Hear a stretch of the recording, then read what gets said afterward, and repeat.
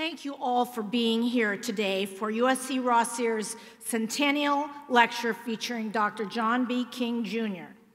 But before I begin, John, I want to recognize some very special guests that are with us today.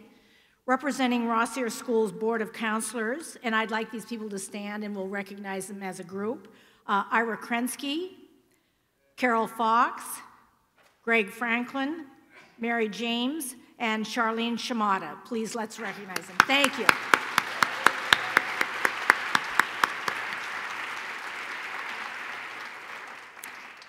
Also in the audience today are the junior class from USC Hybrid High School.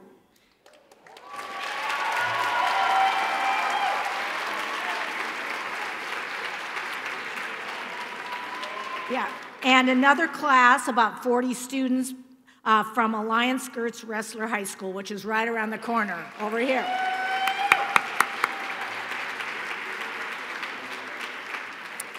I am particularly excited to have the students from Alliance and Hybrid High here with us today.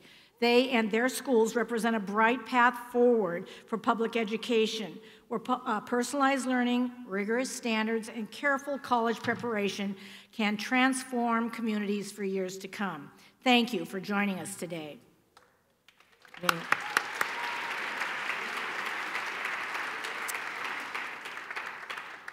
The recent tragic events in Thousand Oaks and the devastating wildfires across our state are reminders of the fragility of our communities, and I think of the strength and resilience of Californians.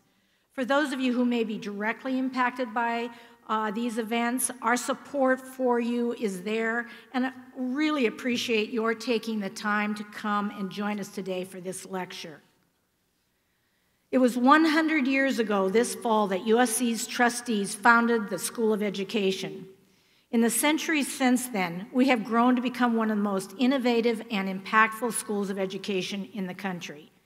We pioneered a practitioner-focused education doctorate more than a decade ago, which has since become a national model.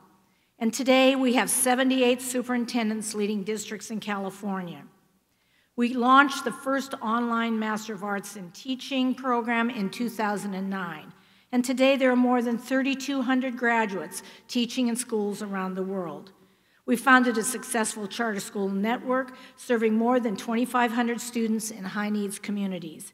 And today, 100% of graduates from the first 3 classes of Hybrid High have been admitted to colleges and universities. Our Centennial provides a wonderful opportunity to reflect upon these and many other accomplishments, but it also invites us all to contemplate what our next century will hold. As we look beyond the past and toward the future of education, I can think of no better guide than John King, and so I'm so excited to be welcoming him back to USC. John B. King, Jr. is the president and CEO of the Education Trust, a national nonprofit organization that seeks to identify and close opportunity and achievement gaps, from preschool through college. Dr. King served in President Barack Obama's cabinet as the 10th U.S. Secretary of Education. Prior to that, he was U.S. Deputy Secretary of Education, overseeing all policies and programs related to P-12 education, English language learners, special education, and innovation. Dr. King began his career in education as a high school social studies teacher in Puerto Rico and Boston, Massachusetts, and as a middle school principal. His life story and inspiring career are an extraordinary testament to the transformative power of education.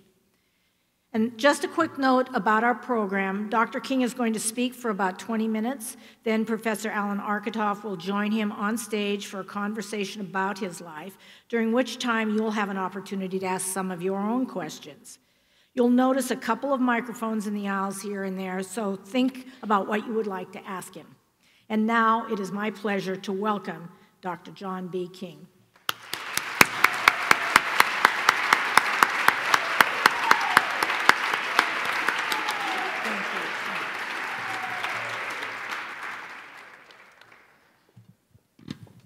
Thank you so much for the kind introduction, Dean Gallagher, and for welcoming me to campus today to celebrate the Rossier School of Education Centennial at the University of Southern California.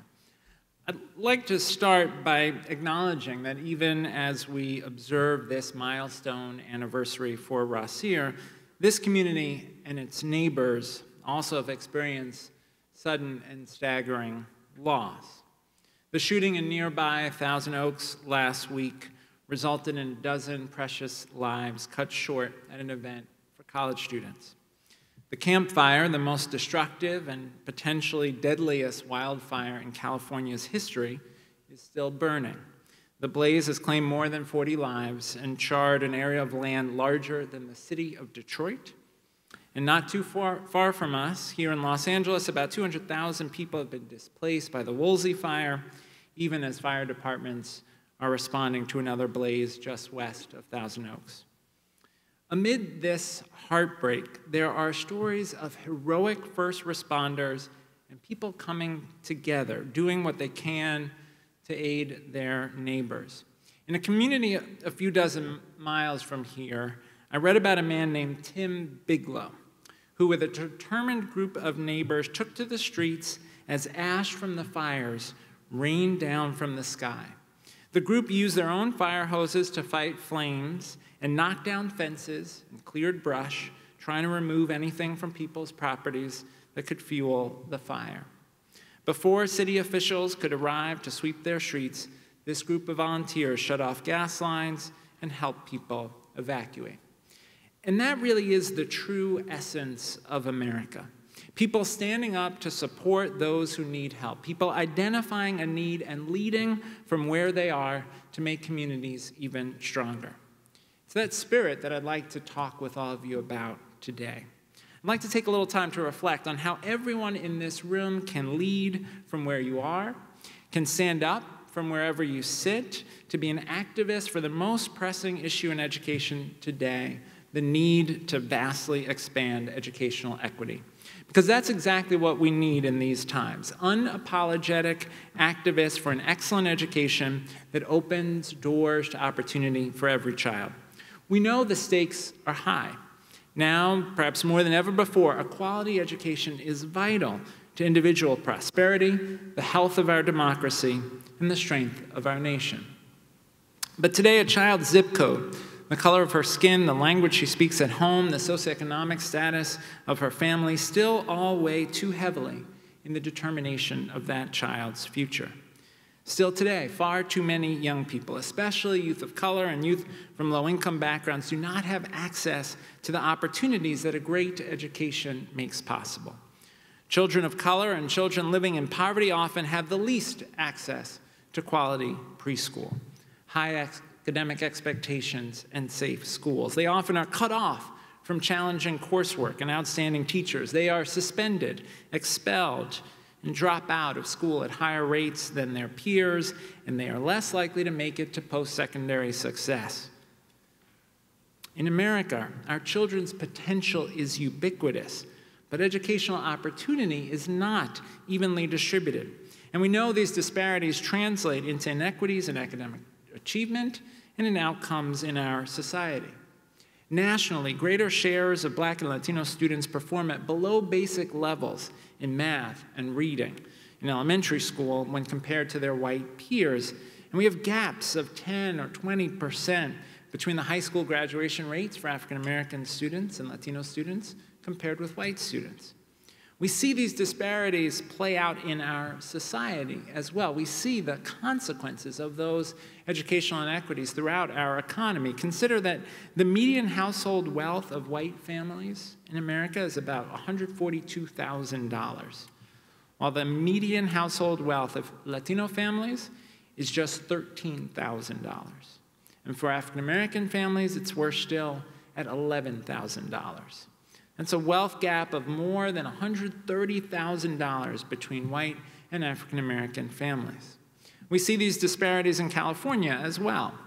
While there are certainly successes to celebrate, like steadily increasing high school graduation rates and more students of color entering the state's public colleges and universities, there are significant challenges that need to be addressed. Recent national test results show a backward slide for California's Black students in both 4th and 8th grade math. There isn't one California county, not one, where the majority of Latino students is meeting proficiency standards in math or English. That's particularly worrisome when you know that Latino students are now the majority of students in California's public schools. And students from low-income backgrounds in California are performing next to last in the nation in 4th grade math. California also demonstrates some of the greatest income inequality in the nation. Here in Los Angeles, households in the top income percentile make about $271,000. That's 11 times as much as households in the bottom 20% who make about $25,000. Certainly, California has an exciting opportunity to build on promising work already being done to address disparities in education, with the election of a new governor, a new lieutenant governor, and the soon-to-be-decided superintendent of public instruction race. All of these leaders have the powerful choice to stand up for educational equity from where they now sit. I'd like to suggest a few things today to consider in this work of advancing education equity for state leaders here in California and across the country. Part of the work should entail continuing to invest in meaningful systems of accountability that direct attention to the schools and districts that are struggling the most. California's school dashboard, which gives educators, families, students, and advocates a more holistic look at school performance, is a start. It needs to include even more vital information that's currently dispersed across multiple places in the state system, and the dashboard can be more user-friendly so that data can be understood and leveraged by everyone as a real tool to promote educational improvement. State leaders also can stand up for educational equity by adequately funding public schools while ensuring that the resources generated for students with the greatest need are allocated equitably. One of the biggest misconceptions around the term equity is that it means the same thing as equality, and that these words can be used interchangeably, especially in education. But understanding that historically underserved students need additional resources to achieve is a matter of equity, not equality. Students who've not been well served historically by our system need more, not just equal resources, and certainly not less support to thrive. It's an especially salient issue in California, which ranks 41st nationally in per pupil spending after you adjust for differences in cost of living. The state also has more students per teacher, per administrator, and per school counselor than any other state. Our organization, the Education Trust, where I work, we recently did a study that showed across the country we are spending 7% less on students whose families are in the bottom income quartile compared to those who are in the most affluent income quartile.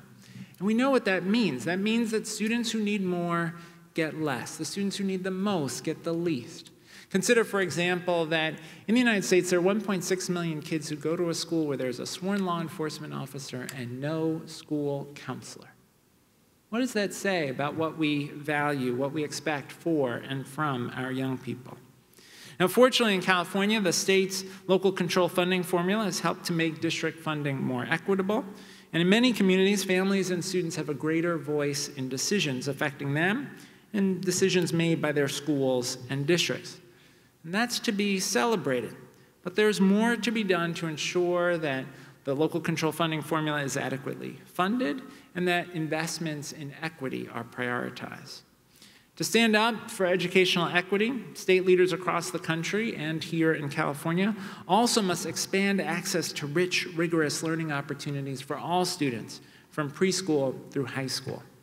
California has smartly increased funding for public preschool, yet there's still unmet need. Only 37% of 4-year-olds and a little over 10% of 3-year-olds in California are enrolled in public preschool. When we know that quality early learning can give children, especially those who are most vulnerable, a strong foundation for success in school and in life. And in a state known for science, technology, and engineering, students often lack access to those very courses in our K-12 system. Almost 40% of California public high schools, for example, do not offer physics, and a quarter don't offer chemistry. how can California students make the choice to become marine biologists working along our coast, or the researchers discovering cures for diseases, or the computer scientists building the tools for tomorrow, if they can't even enroll in the courses that are foundational to those fields and that are often required for college-level study? There's work for state leaders to do here, and particularly relevant for this audience and this moment when the Rossier School of Education is celebrating 100 years and looking at the next century. There's vital work to do to strengthen and support the teacher workforce. Rossier has a strong legacy in this regard, stretching back to the 1800s when Los Angeles was a frontier town crisscrossed with dirt roads. Since that time, the School of Education has trained thousands and thousands of teachers and school administrators. More than 200 Rossier graduates have led California school districts, including more than 75 current superintendents. To be sure, schools of education have a crucially important role to play in leading for educational equity. One important way that ed schools can do this, especially today, is to use data to determine where the real needs are in public schools and then to do the work to fulfill those needs. For example, consider that 60% of children ages 0 to 5 in California speak a language other than English at home. This means that future educators, particularly in this state, will need to be equipped to serve dual language learners. It's critically important that more schools of education offer bilingual credentials, that more bilingual young people, hopefully some of the young people here with us today, will choose to go into teaching, and that more teachers who are already fluent in one or more languages other than English pursue bilingual authorization. As Rossier has done since its inception, it's responding to this demonstrated need with action. Just last year, the World Masters in Language Teaching Program launched to address the growing demand for bilingual education teachers. Now, candidates are developing teaching fundamentals in 2 languages and cultures and getting the chance to spend part of their time studying at partner universities abroad. Education schools also must lead with equity in mind when they prepare teachers and school leaders to be activists for students who have been and continue to be underserved by our systems. If, as the late civil rights leader Julian Bond once said, violence is black children going to school for 12 years and receiving 6 years' worth of education, then justice for African American and other disenfranchised youth is receiving the education they need for liberation from all forms of oppression. Here at Rossier, 78% of graduates from the Masters of Arts in Teaching program are working in high-needs schools. Your field programs are supporting students from low-income backgrounds so they may successfully make the transition from high school to college. And your Center for Education, Identity, and Social Justice is helping educators to combat discrimination and to see how race, gender, religion, sexual orientation, and ethnicity intersect. Ed schools, and Rossier is a model in this respect, can lead for educational equity by supporting teacher candidates to recognize and confront their own biases, which every person carries. Right? Too often people, when they hear discussion of ideas like implicit bias, they think it's an accusation that everybody's racist. No, it's saying everybody is American. We are in this society, a society in which bias is present. All of us carry bias with us, and so we must confront that. And we need teacher preparation candidates to spend time working on those issues of bias even before they enter the classroom. So too, we need teacher candidates to learn about the systemic and institutional barriers to equity that they're likely to face when they start teaching. And we need to equip them to dismantle those barriers in their classrooms, schools, and communities. Indeed, one of the most powerful ways that ed schools and any post-secondary institution can stand up for equity is through an explicit focus on diversity. More than 60% of students at Rossier are students of color. Diversity in terms of race, socioeconomic status, ethnicity, sexual orientation, religion, and language enriches education. When students here learn with diverse peers and from diverse faculty, perspectives are broadened, and empathy and tolerance increase. All good things for the future not only for practicing educators, but for the future of our community and society. USC has been a leader in lifting up the importance and value of diversity in higher education. The university's Race and Equity Center is producing rigorous, actionable research and tools to advance racial equity for institutions of higher education, businesses, and other organizations all over the country. I'm also heartened to see USC launch a new Center for Excellence in Diversity and Inclusion, which will serve as a focal point for these endeavors across the university. I'm encouraged by USC's new $50 million effort that aims to broaden and deepen the university's cultural diversity and to ensure that the faculty more closely reflect the rich makeup of USC's student body. USC's commitment to diversity, in fact, just might be rubbing off on the city.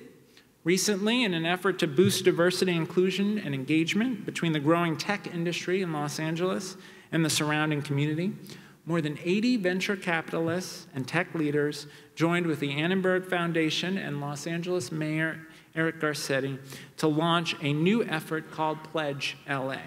As part of this initiative, venture capitalists will support organizations that are making a difference in the community, and entrepreneurs, investors, and tech companies have pledged to actively improve diversity, equity, and inclusion, both in their investment decisions and at all levels of their organizations. This is a step in the right direction, especially when recent reports show that a lack of diversity and an abundance of unconscious bias are threatening the innovation economies in both LA and Silicon Valley. A study released this spring by the National Urban League, for example, revealed that at companies including Twitter, Google, Uber, and Facebook, fewer than 3% of tech workers identify as African American. Strictly from a focus on the bottom line, this is bad for business, especially when diversity has been linked to enhanced financial performance and increases in productivity among companies. Now, I've spoken with you today about how policymakers and schools of education can lead for educational equity. But now I'd like to turn to educators and aspiring educators in the room. Educators are at the forefront of a new era in the struggle for equity and social justice. Educators teach children affected by the water crisis in Flint. Educators teach children who've witnessed the shooting deaths of unarmed African-American men and women at the hands of police. Educators teach children whose parents fear that they might be next, or whose families fear being ripped apart by cruel immigration policies. Educators teach children in crumbling schools in Detroit and Compton. Educators teach children who listen to racist, sexist, xenophobic, divisive political rhetoric and question whether or not they can still find themselves in the American dream. Educators become activists, as Bettina Love, an associate professor at the University of Georgia, has said, when they disrupt, agitate, and abolish systems, policies, and instruction that deny children of color not only their education, but their humanity. Today, I want to suggest that educators can stand up to be activists for educational equity in three key ways. One, by teaching social justice. Two, by empowering others in the movement. And three, by loving your children, which requires you to see their full humanity. Teaching for social justice means nurturing in your students an awareness of the things that still need solving in our communities and in our country, even as you help students to build a strong academic foundation. It means teaching students the history of resistance to slavery, the history of the Reconstruction, the history of the Civil Rights Movement, about Black and brown authors, engineers, artists, and inventors, and reminding young people of color that their brilliance is wrapped up in the genius of those who came before them. Teaching for social justice also means helping students develop the skills to become activists for issues that they care about. Young people in this country, in fact, long have been marching toward equity and justice and have urged adults also to fight with urgency. In the 1960s, students right here in East LA, just a few miles from USC's campus, walked out of their classrooms to demand that California's public education system provide the same educational opportunities to Latino students as it did to white students. And nearly 3 years ago, at a rally sponsored by the Education Trust West, 1,000 high school and community college students marched from the California Department of Education to the steps of the state capitol building. They marched to assert that Black minds matter and to call for a renewed commitment to equity in California's public schools and public universities. Indeed, today, students all across the country are driving a national push to increase voter participation in our elections, to ensure that our schools are safe and free from gun violence, and to demand that colleges are accessible and inclusive. Teaching for social justice means empowering our young people. And to all the high school students in the room today, it's you who in so many ways are already poised to be activists and leaders yourselves. Today, I also want to suggest that to be activists for equity, teachers and those aspiring to work in schools must build a larger social movement for justice in education. We have to help our students envision themselves as teachers and school leaders. We know, for example, that the majority of kids in the nation's public schools are kids of color, but only 18% of our teachers are teachers of color. Only 2% of our teachers are African American men. We've got to make sure that every young person sees a possible path for themselves as a future teacher or school leader. We've got to make sure that we are all mentoring educators of color, that we are pushing our schools and districts to recruit teachers of color, and that once folks are recruited, that we're doing the things necessary to create supportive environments that help people to say. Indeed, increasing educator diversity is such a vital part of this work, especially when we know that having a teacher of color can make a tremendous difference for a young person's life trajectory. A recent study done at Johns Hopkins showed that African American students who had just one African American teacher while in elementary school were more likely to graduate from high school and more likely to go on to college.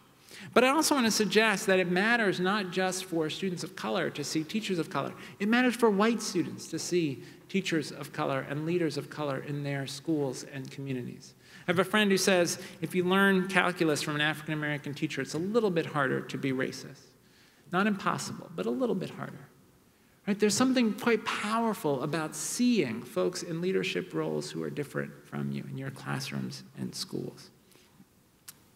My final recommendation for educators who wish to lead for educational equity is simple on its face, but more complex in practice, and that is to love our students. All educators go into the field because of an abundance of care for students. But to be an activist for educational equity, you must love your children enough to see their full humanity. So many of our students experience tremendous adversity. Difficult family circumstances, poor health, violence, poverty, hunger, mental health challenges for themselves and their families, addiction. As educators, you must challenge yourselves to see those things, to really see those things. You have to work to understand what your students may be struggling with at home. And even as you identify those challenges, seek to recognize students' strengths and potentials alongside, their strength and potential alongside.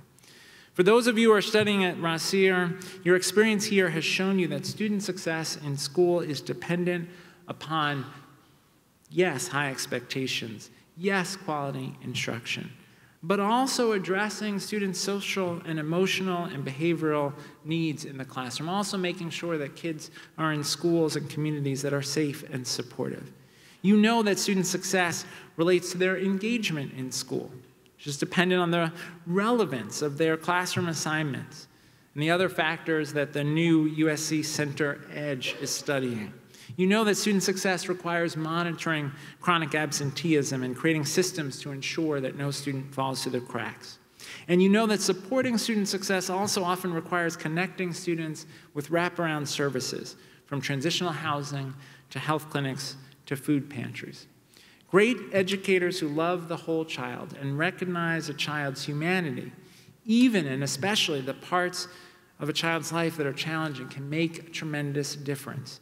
I know that as an educator, I know that as a policymaker, but I also know that personally. I stand here today only because of New York City public school teachers who saw in me potential I could not even see in myself. I grew up in Brooklyn. Both my parents were career New York City public school educators. They gave their whole lives to New York City public schools. But they couldn't have known the difference that New York City public schools would then make in my life. My mom passed away when I was 8, October of my 4th grade year. And after my mom passed, I lived with my dad, who was quite sick with undiagnosed Alzheimer's. So home was this place that was scary and inconsistent and unstable. A lot of nights I was sad. A lot of nights I didn't know what my father would be like. I didn't know if he would be angry, if he would talk to me, if he would not talk to me. I can recall one night when he woke me up in the middle of the night, 2 in the morning, told me it was time to go to school. And I remember saying to him, "No, Dad, it's not time to go to school." And I remember being on the staircase in our house, holding on to the banister of the staircase, saying, "No, Dad, it's not time to go to school. It's not time to go to school." My father insisting that it was time to go to school at 2 a.m. And I didn't know why. I didn't know what was wrong with him. That's what home was like, night after night. And as he got more and more sick, I took on more and more responsibility, figuring out how to get food in the house, how to pay bills, just how to keep the household going. I remember being so hungry because my father, as he got sicker and sicker, we stopped going to the supermarket, and I had to figure out, how am I going to go get food? Right? That's what home was like, but school was different. School was this place that was amazing because I had amazing teachers in New York City public schools, teachers who made school a place that was safe, engaging, compelling. I had a teacher in 4th, 5th, 6th grade, Mr. Osterweil. I'm still in touch with him, amazing teacher. He made school this place that was so joyful. We read the New York Times every day, 4th, 5th, 6th grade. We learned the leader and capital of every country in the world. We went to the ballet and the museum. He just showed us this whole world of possibility outside of Canarsie, Brooklyn. We did productions in his class of Midsummer Night's Dream, Shakespeare in elementary school. We did a production of Alice in Wonderland. I was the rose in Alice in Wonderland with big red felt petals sticking out of my head. But I remember those things like it was yesterday because his class was so important to me. It's because of his class that I'm alive today. It's because of his class that I'm not in prison today. He made school this place I wanted to be. Gave me a sense of hope. And I was blessed to have a series of teachers in New York City public schools, as my father got more and more sick, who just made school so compelling and interesting and engaging. But I also want to make it seem like it was a straight line. It wasn't. By the time I was in high school, like many young people who experienced trauma, I got in trouble a lot. I was angry at adults. I was angry at my parents. I was angry at society. I got in trouble so much that I got kicked out of high school. I always say to folks, I'm the first U.S. Secretary of Education to have been kicked out of high school. But I hope I'm not the last. Because part of why I'm standing here is because people were willing to give me a second chance. People were willing to see me as more than the sum of my mistakes. They were willing to see potential and possibility. And it was teachers and a school counselor and some family members who, even after I'd made mistakes, when they could have looked at me and said, here's an African-American, Latino male student, family in crisis, going to New York City public school, what chance does he have? They could have done that, but they didn't. They chose to invest in me, to see hope and potential. And ultimately, that is what is required to be an educator who's an activist for equity. Right? To see in our children their full humanity, their full potential. And then to demand not only that we do that for all of our kids in our schools, but that we do that in our communities. That we nurture every young person as we would want to nurture our own child because we believe in their potential and what they can contribute to our society. So I'll close with this. I'll close by noting that so often when those who are advantaged hear the word equity in education, they think about what might be taken away from them and their kids and given to someone else. They think about stuff going to someone else's kids over there, to those people who aren't us. Especially today, there is this tendency in our discourse to otherize, and to fear the other, to reject the other, to worry about the other. And sometimes that causes people to be jealous in guarding their own resources. When I think about that, I think about the words of Dr. Martin Luther King Jr. in the letter from a Birmingham jail. Dr. King wrote that injustice anywhere is a threat to justice everywhere. Injustice anywhere is a threat to justice everywhere. Throughout his life, he argued that we are all caught up, as he would say, in an inescapable network of mutuality, tied together in a single garment of destiny. In a commencement address that he gave at Oberlin College in 1965, he made the point that whatever affects one directly affects all indirectly. I can never be what I ought to be until you are what you ought to be. This is the interrelated structure of reality. This is why I believe that equity benefits us all. And in that sense, equity really is justice. I'm grateful to be an activist for educational opportunity, educational equity, and educational justice alongside all of you who are gathered here today. I can't wait to see the ways in which the USC Rossier School of Education will help California and the entire nation deliver on the promise of educational opportunity for a new century for all of our children. Together, we have to have a certain vision that together, through our activism, through our determination, through our willingness to engage and to listen, we can be the difference. We can be the ones who bring us more towards that vision that Dr. King articulated, a vision that understands that you can't build walls high enough to separate the fate of your kids from the fate of the kid down the road, or in the next city over, or in the rural part of the state, or on a Native American reservation in South Dakota. All of our fates are bound up together. We need to stand for that. We need to fight for the idea that we can be better as a society by doing better for all of our kids. Thanks for the opportunity to join all of you.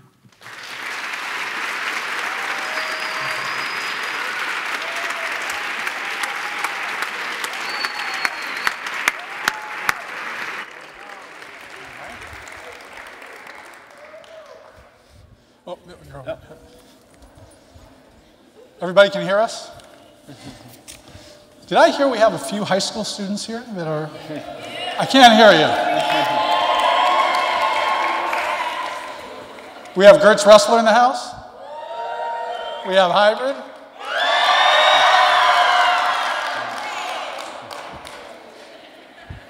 We have a few other USC folks. So. Thank you, John. I'm Alan Arkatov. I'm the Katzman Chair in Innovation at the School of Education and the founding director for Center Edge. And I'm here to join you in a conversation with Secretary King. And I'm going to talk with John for a little while, but I'd encourage you to have some questions. There are 2 mics here. I'll start with a few questions, and then if you folks could come up to the mics, and we'll start a conversation. I'd ask no statements, please. Just some questions for the Secretary. So, John, by the way, thank you for being here, and I'm reminded, I see Dean Gallagher here, and when she asked the faculty who would be the right person to give the Centennial lecture, I'm looking at the note that went out to faculty. We want someone who captures the importance and urgency of our school's mission regarding equity, someone who has been an education trailblazer, someone who has shown that public service can still be a noble calling, and someone who has overcome great odds, and someone inspirational. And the dean and Carla Wall turned to me and said, I guess that means it's a short list called John King. So speaking of Dean Gallagher, I think it's only appropriate that we thank the dean for leading Rossier into the 2nd century with her bold leadership in such an impactful way.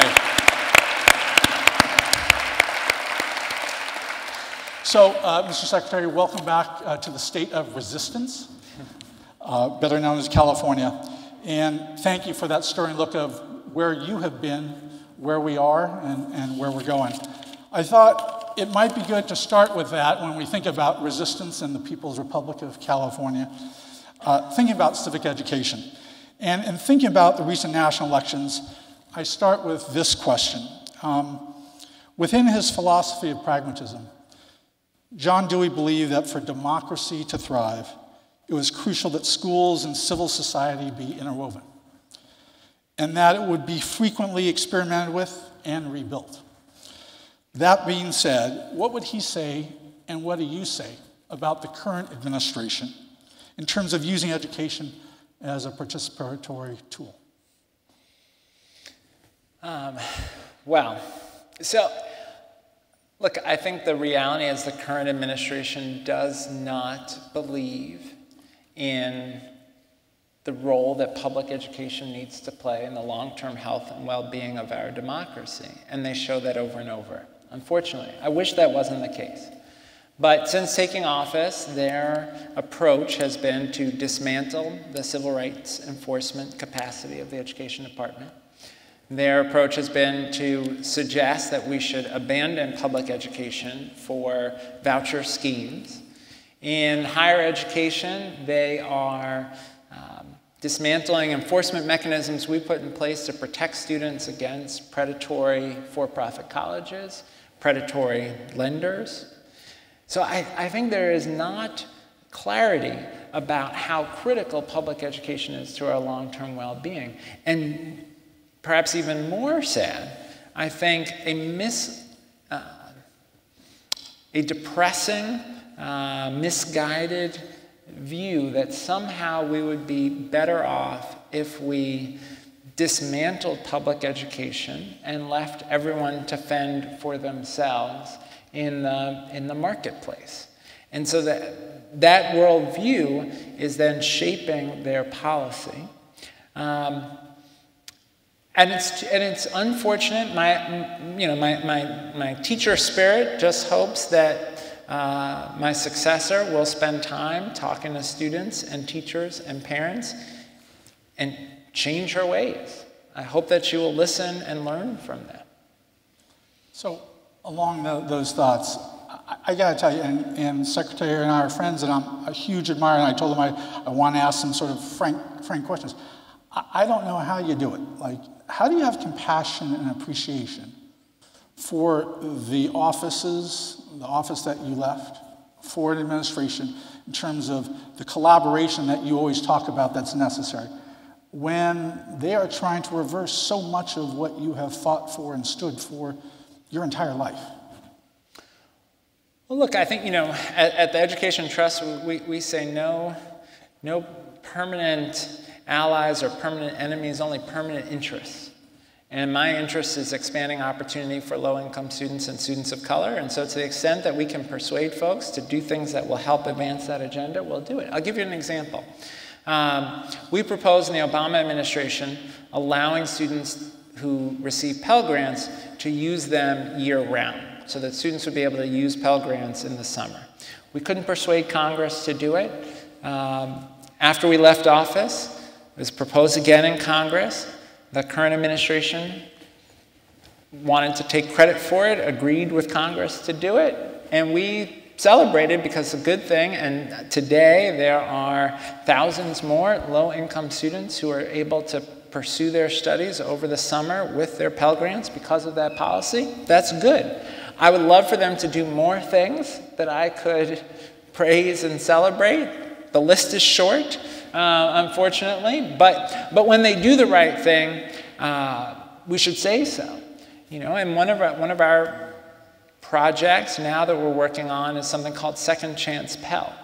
It's something you and I have talked about, I'm very passionate about. So in the mid-90s, in the rush to mass incarceration, Congress banned access to Pell Grants for folks who are in prison. It was a disaster. Programs all over the country closed. A few stayed open through private philanthropy, but many closed, even though we know that if you're incarcerated and you get access to educational programs, any educational program, you're 43% less likely to return to prison. So in the Obama administration, we created a pilot project, 65 colleges and universities around the country that are using Pell Grants for folks who are incarcerated. And when you visit prisons, I was at Sing Sing prison in New York not that long ago, and talk with the students, it is transformative for their lives. The opportunity to have those educational experiences transforms what they think they can do after they leave prison, but it also changes the experience of prison. It is a validation of their humanity. We're trying to persuade the current administration and members of Congress on both sides of the aisle to get rid of the ban on Pell Grants for folks who are incarcerated. And I will work with anybody who's interested in doing that, even if they have other positions that I find objectionable, because I know the difference it can make for those folks and for their children and for generations in their family if they have access to that opportunity. Yeah. In thinking about significant changes, we have a lot of idealists in this audience, God bless it, them, and we also have a lot of pragmatists. So talk to me about the most radical ideas that you think, and yet realistic, that can be implemented over the next few years. Wow. That's great. That's like, if you won the Mega Millions, what would you do with it? But again, radical but realistic, because you've had to toggle that world. You mean buying a Mega Millions ticket is not realistic? So look, we could have universal access to preschool for 3- and 4-year-olds. That is just a question of political will.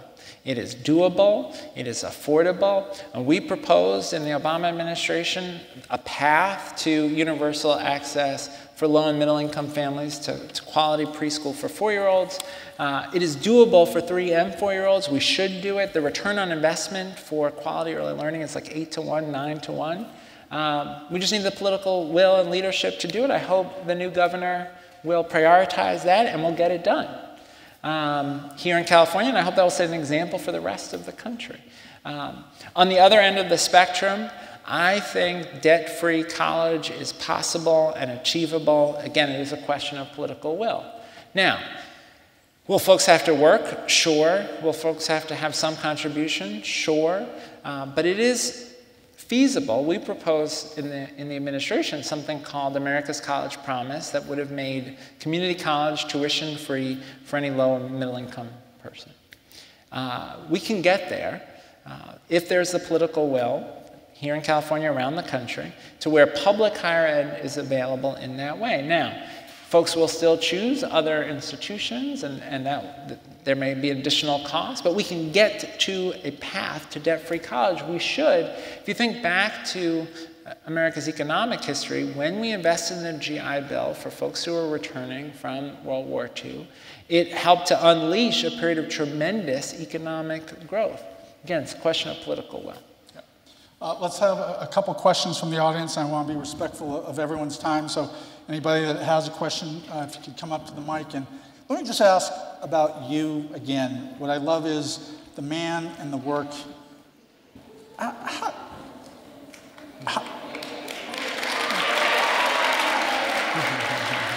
What's going on out there? I can't see.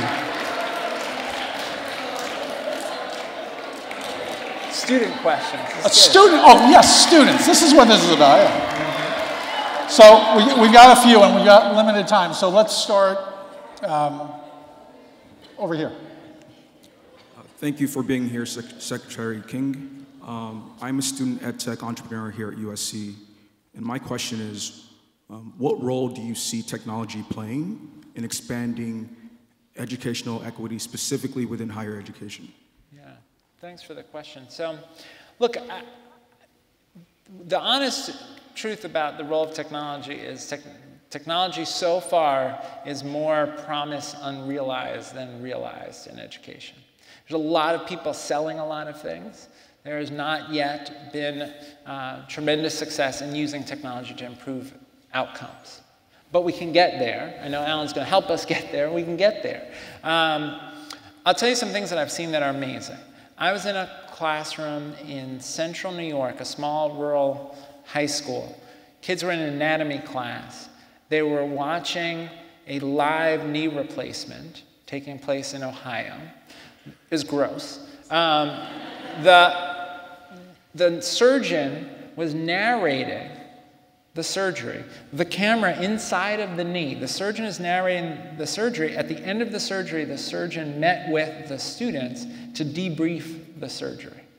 Right? That would never be possible without technology. I was in a classroom, a Project Lead the Way classroom, a pre-engineering classroom. Kids were working in pairs. If Alan and I were pairs, we'd each work at our computer and do a design with computer-assisted design. Then trade designs go in the shop. I'd build Alan's design, he'd build mine, right? Real performance-based assessment, right? Technology could be this tool to radically enhance learning, to make courses available to people that they otherwise never would be able to take, right? You could be in California, but take a class from a brilliant astrophysicist in Massachusetts, right? There's tremendous potential. Unfortunately, that potential is not yet realized. And too often, I was at a tech conference here in California not that long ago. There were no teachers. There were no students. There were a lot of investors and a lot of people with interesting ideas. And you sort of wonder, like, maybe you should talk to, you know, the people who might use those ideas and find out what they need and what their experience is. So I think we have a lot of work to do to build a stronger ed tech ecosystem. Thank you. Question over here. Good afternoon, Secretary. My name is Soa Abu Rasul. I'm a graduate 2015 of the Rossier School of Education doctoral program. And my question is for the theme of equality and equity. The current structure as far as like property taxes being used to fund like a lot of the public schools, that creates an issue that may diminish the equality. So is there anything in the works as far as like a new restructuring of how schools are funded, like a national fund versus like property taxes, because that basically dictates the neighborhood of the communities as far as like the school systems. You're so right. I mean, and you know, if you visit with our international competitors, they find it so perplexing when you say, well, we spend a whole bunch more on the richest kids and a whole bunch less on the kids who need the most support. And they just find it so confusing. It makes no sense, right? The sad reality is, you know, we have a system where the federal role is only, you know, 9% at its highest in terms of the percentage of education expenses that they're covering. And then the local commitment and the state commitment account for the other 90, and states range between sort of 40-50, 45-45, in terms of how much is coming from local and state. Now, California's made progress with the local control funding formula. You need the state to provide more if you're going to account for the disparities in property wealth between communities. And the reality is a poor community with low property values, even if they tax themselves at a very high rate, they just can't generate the revenue that's needed. So I'm optimistic about the local control funding formula. I'm optimistic that the new governor will continue to build on Governor Brown's legacy around that. I'm optimistic that school districts will continue to do a better and better job of getting the resources to the kids who most need them. But I think we need a more, in the long run, we need to have a more honest conversation as a country about economic inequality. And we allow a system in which some people have so much and other people have so little. And we do that at our peril because majority of kids in the nation's public schools are kids of color. Majority of the kids in the nation's public schools are eligible for free or reduced price lunch. If we fail to educate low-income students and students of color, we have no future as a country. So we have to get to a place where the folks who have the most are willing to invest in the education of those with greater needs. Local control funding formula is an important step. I'm very skeptical the federal government's going to do much that's helpful in the short term. Although I do think there's going to be a push, if there's an infrastructure bill, to include investments in capital costs for schools, and that would be a good thing because we have schools that desperately need investment in repairs. It's hard to learn when there's water dripping from the ceiling and rodents running across the floor. In Baltimore last year in the winter, we had kids in coats, winter coats, and teachers in winter coats. You could see their breath in the classroom because the upkeep has been so poor. So I'm somewhat optimistic an infrastructure bill could make progress there, but we have a lot of work to do on this issue. Let's do a question from one of the high school students.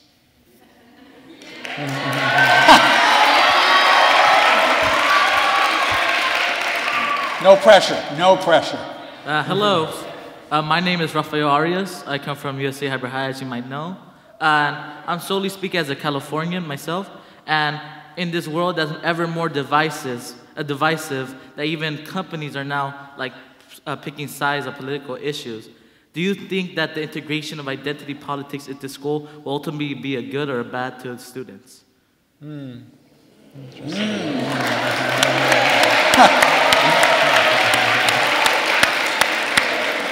Excellent question. Tell me what grade you're in? What? But tell me what grade you're in? Sorry, what? What grade are you? What grade? 11. 11th grade. All right, great. Look, I think it is important for us to see each other in our full identity. And so, when somebody says to me, when I see you, I don't see color, I say, well, then you don't see me, right? Because part of who I am is African American, part of who I am is Puerto Rican, right? And so, to me, I think there's a way to do kind of honoring people's identities that doesn't negate other people's identity. James Baldwin had this thing he would say, I'm not going to quote it exactly right, but, I'm willing to debate any topic with you, except if you want to negate my right to exist, right? And so as long as we are respectful of each other's diverse identities, I would rather that we acknowledge those identities, that we read diverse authors, that we provide sort of windows and mirrors in the curriculum so that students can see themselves reflected and also learn about experiences that are different.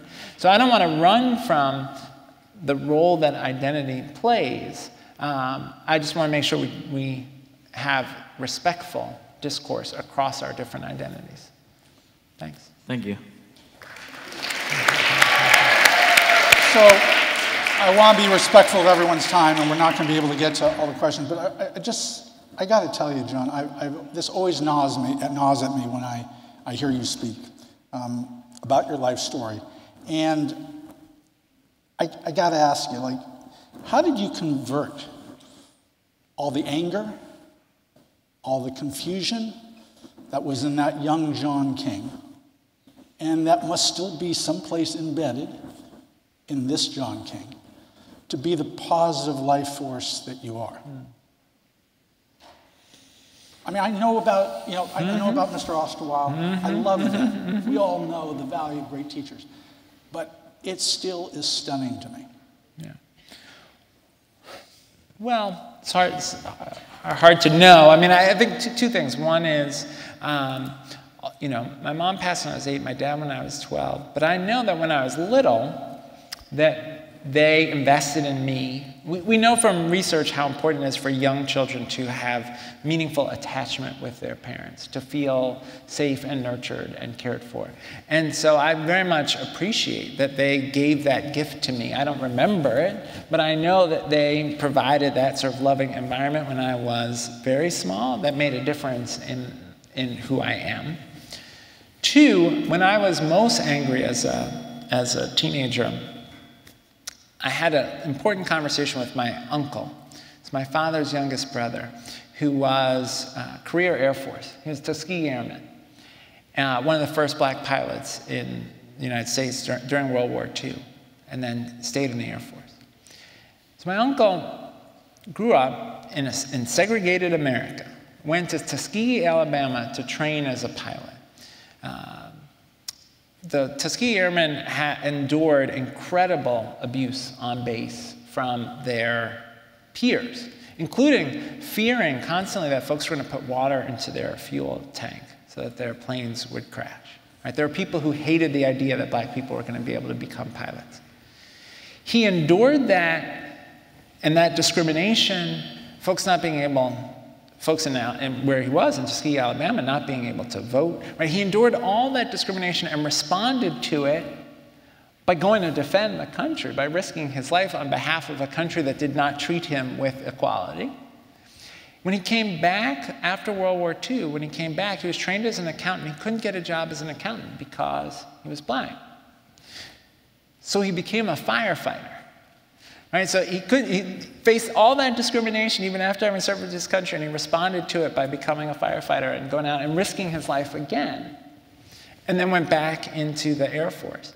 And so we had this conversation after I got kicked out of high school, and he sort of said to me, look, you can't control what happened to you. You can't control what happened to your parents. You can't control the things that you've been through. What you can control is who you are going to be and what you're going to do with that. And that made a huge impact on me, having that relationship with him at that moment. And his example of responding to all of that adversity with the clarity that you could still be of service to other people.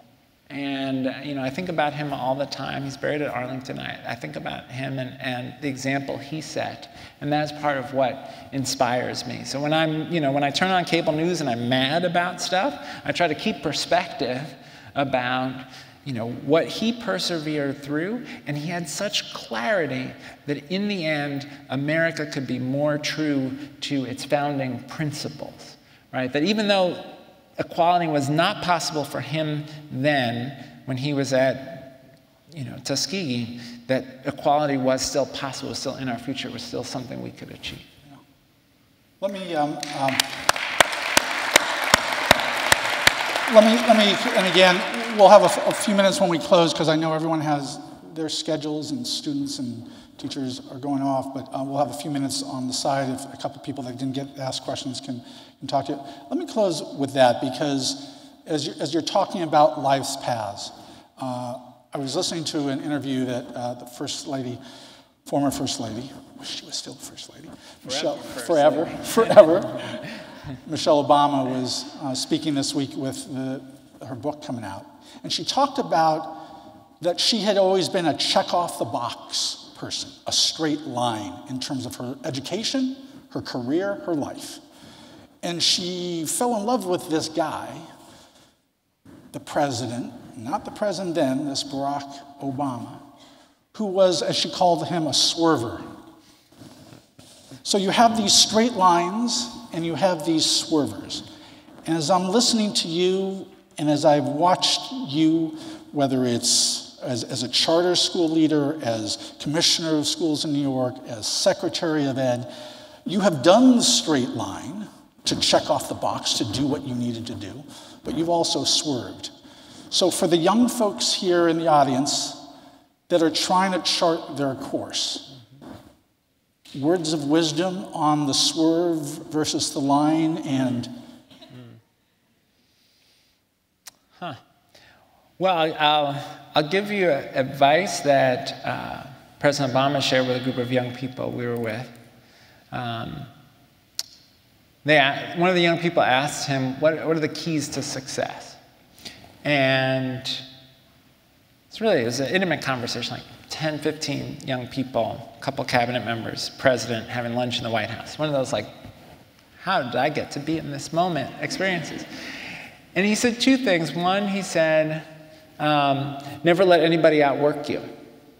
That he had learned in college that he was going to confront experiences where he wasn't necessarily the most talented at the thing, but that he was definitely not going to lose because he got outworked by somebody. And he gave the example of Steph Curry as someone who's not, he's not a particularly large person.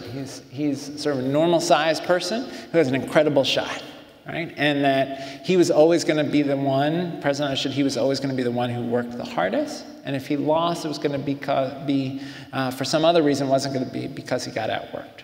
So that's one, is to outwork. Whether you swerve or you're checking the box, never get outworked. And the other thing he shared, which I thought was so powerful, was about the power of reading and the difference it made in his life to read.